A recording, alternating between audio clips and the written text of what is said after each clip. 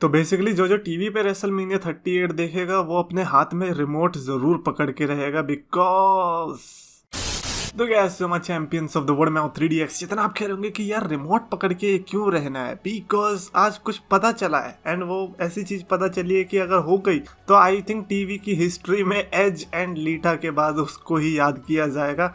मतलब कार्मेला ने जो वो अनाउंसमेंट करी कि स्मैक से सेलिब्रेशन होगा, स्मैक्स इसीलिए बोल रहा हूँ क्योंकि अगर मैंने एम हटा दिया तो यूट्यूब गलत समझ लेगा, समझना भी चाहिए क्योंकि मैं बोलना ही वही चाह रहा हूँ, बट समझाना ही क्यों है गलत। भाई हम तो स्मैक्स बोलेंगे, स्मैक्स सेलिब्रेशन करना चाहती है कार्मेला विद कोरी ग्रेव्स। और अगर आपने उनकी नई सीरीज नहीं देखी तो मत देखना, मैंने भी नहीं देखी, वो तो ट्रेलर से मैंने पता चला लिया वो क्या चीज है। अगर वो चीज देखनी होगी तो फिर दुनिया भर की और भी वेबसाइट्स हैं। तो यस, दिक्कत ये है कि रेटेड आर सुपरस्टार एज के होते हुए कोरी ग्रेव्स कैसे जरूरत दिखाएंगे ये सब करने की, ये बड़ी बात होगी। एंड एज ने तो सिर्फ रॉ की क्राउड के सामने किया था, भाई वो बंदा रेसलमेनिया की क्राउड के सामने करेगा, देख रहे हो। लीटा को रिटर्न करना चाहिए अब की बार और कार्मेला से लड़ना चाहिए और बताना चाहिए that who is the real queen of this thing. Anyways Randy Orton के साथ भी एक अनफॉर्चुनेट थिंग हुई थी आज जो मैच हुआ था, उसमें रैंडी ओटन इंजर्ड हो गए। ये होना ही था, मतलब जिस तरह से मॉन्टेज फोर्ड के फ्रॉग स्प्लैश आ रहे थे, मैं बस ये दुआ कर रहा था कि जितने भी मारे ना ये स्प्लैश उसमें से एक भी इंजर्ड ना हो, लेकिन हो गया। बिकॉज यार इतनी हाइट पे अगर कोई जा रहा है और जिस तरह से वो लैंड करते हैं, देयर आर चांसेस कि हाँ दोनों में से कोई तो फूटेगा। और आज रैंडी ओटन का वो टाइम था जब उनके हाथ पे इतनी तेज लगी कि apparently he is injured. And I hope कि ये ऐसी इंजरी हो कि जो कि ज्यादा गहरी ना हो और ज्यादा कुछ मिस ना करना पड़े ओटन को। I really don't want him to miss WrestleMania after all this thing. By the way Logan Paul का सुना उन्होंने रिसेंटली क्या बताया उन्होंने बताया कि लाइक मेरी लिस्ट में ना एक आइटम था मेरी जिंदगी में शुरू से, लाइक WWE में ज्वाइन करने से भी पहले था कि मैं लाइक टॉप रॉप से जंप कर सकूं किसी के ऊपर। I want to sail through the air like an eagle और किसी पे लैंड करूं। तो अब आप समझ गए होंगे कि रे मिस्टीरियो और डोमिनिक मिस्टीरियो को क्यों चुना गया है क्योंकि लाइक लोगन पॉल के साथ उल्टा होगा उनको उनकी ड्रीम तो पूरी होगी लेकिन वो अपोजिट साइड पे होंगे, उसको रिसीव कर रहे होंगे वो चीज़, क्योंकि रे मिस्टीरियो ही ऐसा करते हैं, टॉप रॉप से कूद जाएंगे लोगन पॉल के ऊपर। और कुछ लाइक उल्टा भी हो सकता है भाई, रेसलमेनिया है, you can expect anything, you can expect celebrities destroying wrestlers like Johnny Knoxville, like this guy Logan Paul. And finally भी रेटेड आर सुपरस्टार एज की बात कर लेते हैं। Edge has finally returned after 13 long years. क्या हो गया 13 कैसे? Because this is the real Edge, मतलब एक जो एसेंस होती है ना एज की, वो ये चीज थी जो कि मेरे को 2020 से मिसिंग दिखाई दे रही थी। Face Edge is great and all, but this Edge it will take you to mountain peak and then वहां पर धक्का दे देगा। एंड जस्ट इमेजिन कि ये एज का रूप एजे स्टाइल्स के अगेंस्ट देखने को मिला है। मतलब जिस राइवलरी को मेरे को लग रहा था कि मैच भले इंटरेस्टिंग होगा बट राइवलरी एज सच उतनी स्ट्रॉन्ग शायद ना हो, उसको अपने आप आइकॉनिक बना दिया। मतलब एक तो लाइक इस रिसेंट के उनका जो रन रहा है उसमें पहला हील टर्न देखने को मिला है, तो जो ये हील टर्न आया वो एजे के अगेंस्ट है, तो ऑलरेडी यूनिक चीज आ गई। और एजे स्टाइल्स को इतनी बुरी तरीके से पीटना वो अलग ही स्टेटमेंट दिखाता है एज की तरफ से। तो इसलिए आज मैंने ऐसे सुपरस्टार्स को रखा है जो कि बेसिकली मैं चाहता हूँ कि अब एज के इस कैरेक्टर के बाद like with this persona and with that like promo skills and with that devil eyes, with that fire in his veins, मैं चाहता हूँ कि ये उन ओपोनेंट्स के साथ लड़े। तो सबसे पहले तो ऑफ कोर्स एजे स्टाइल्स है, and not just WrestleMania. I want कि ये भी 3-4 पेपर व्यू की तरह चले जैसे सेथ रॉलिंस के साथ चला था।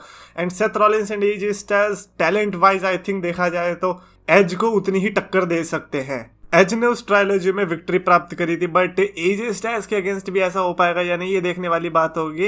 एंड स्पेशली इस बार एजे स्टाइल्स है बेबी फेस की साइड पर। एंड सबसे बड़ी बात ये कि भाई इतनी जब चेयर पड़ी है तो क्या एजे स्टाइल्स एक्चुअली में लड़ भी पाएंगे या नहीं? स्पॉइलर, ऑफ कोर्स लड़ पाएंगे।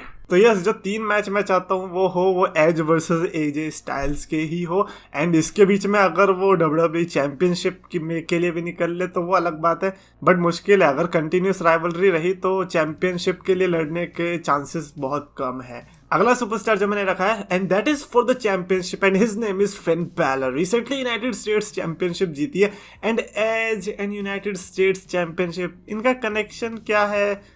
एग्जैक्टली यही कनेक्शन को हम फुलफिल करना चाहते हैं with Edge and Finn Balor. And just like Edge versus Rollins, just like Edge versus AJ, Edge versus Finn Balor is also that thing. And क्योंकि मेरा फिन बैलर का वो 2022 का ईयर चल रहा है कि मैं चाहता हूँ कि ये साल फिन बैलर का हो, तो आई थिंक एज के साथ मैच करके वो भी कंडीशन सेटिस्फाई हो जाएगी।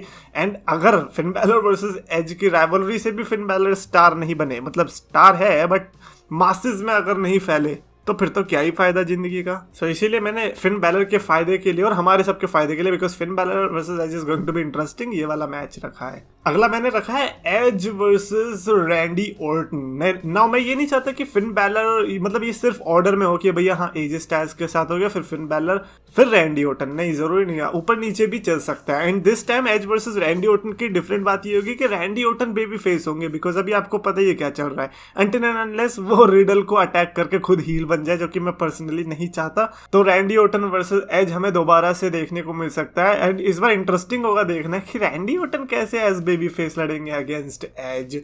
मीनवाइल अगला जो सुपरस्टार मैंने रखा है and his name is Drew McIntyre. ये थोड़ा मुश्किल होगा बिकॉज स्मैकडाउन में है वो बंदा, but this is rated R superstar Edge we are talking about, तो ऐसे में ड्राफ्ट की बंदी से टूट सकती है। एंड मेरे को ऐसा लगता है कि एज वर्सेस मैकिंटायर डेफिनेटली होना चाहिए 2020 में। आई थिंक मैकिंटायर ने तो निकाला था एज को या रोमन रेंस ने निकाला था, I don't remember exactly, but like वहाँ से ऐसा लग रहा था कि हाँ एज वर्सेस मैकिंटायर अगर मैचअप होता है तो वो बहुत अच्छा देखने को मिल सकता है। और परफेक्ट है भाई अब तो, मतलब Edge heel McIntyre baby face, कुछ चेंज करने की जरूरत ही नहीं है, बस इस मैच को डाल दो। एंड फाइनल जो मैच मैंने रखा है वो है WWE चैंपियनशिप के लिए against the beast Brock Lesnar. I know कि ब्रॉक लेसनर का इस समय चैंपियन होना ये है कि भैया रेसलमेनिया के बाद वो रहेंगे भी या नहीं, तो उस पर थोड़ा डाउट है, but still Edge versus Brock Lesnar is the match जो कि हर 2010s का बंदा चाहता है कि वो देखने को मिले। मतलब स्टार्टिंग की करियर में उनका मैच हुआ था, आई डोंट थिंक सो कि लाइक वैसा कुछ चाहिए, लाइक उसके बाद से सिनेरियो बहुत चेंज हुआ है, दोनों बहुत बड़े बड़े स्टार बने, तो उस स्टार बनने के बाद का एज वर्सेस ब्रॉक का कैसा सफर रहेगा वो देखने वाली बात होगी। हाँ आपका पॉइंट भी सही है कि ब्रॉक लेसनर को रोमन रेंज से फुर्सत मिले तब, तो I get it, but still Brock versus Edge I think is the match जो कि फैंस हमेशा याद रख सकते हैं। एंड ब्रॉक लेसनर को ये भी होगा कि अगर उनको स्पीयर से इतना ही प्यार है कि भैया गोल्डबर्ग से लड़ रहे हो, रोमन रेंज से लड़ रहे हो, तो फिर एज के साथ भी लड़ लो ना भाई, वो बंदा भी स्पीयर ही यूज करता है। तो ये आई थिंक हमको ट्विटर पे जाके बताना पड़ेगा अगर ब्रॉक लेसनर ट्विटर चलाते भी हैं तो ये थे मेरे ऐसे 5 सुपरस्टार्स जो कि मुझे लगता है कि अगले अपोनेंट्स होने चाहिए फॉर रेटेड और superstar Edge the heel guy. Comments में लिखकर बताओ अपने ऐसे सुपरस्टार जो कि आपको लगता है कि अब आप एज के साथ लड़ते देखना चाहते हो आफ्टर एजे स्टाइल्स। और अगर आपको वीडियो पसंद है तो प्लीज लाइक करो, शेयर करो, चैनल सब्सक्राइब करो। रेसलिंग फैंस को पास बुलाया, मीठे शब्दों से सबका दिल था चुराया, अपने नाम का सच दम था बनाया, 2 लाख का इसने परिवार था जुटाया। पर समय की मार है, ये मेहनत की हार है, ये खुद को बदलना तो मेरे शब्दों के विचार है। अफसोस है कि आज सबने इसको भुलाया, फ्राइडेज को इसने RKO था लगाया।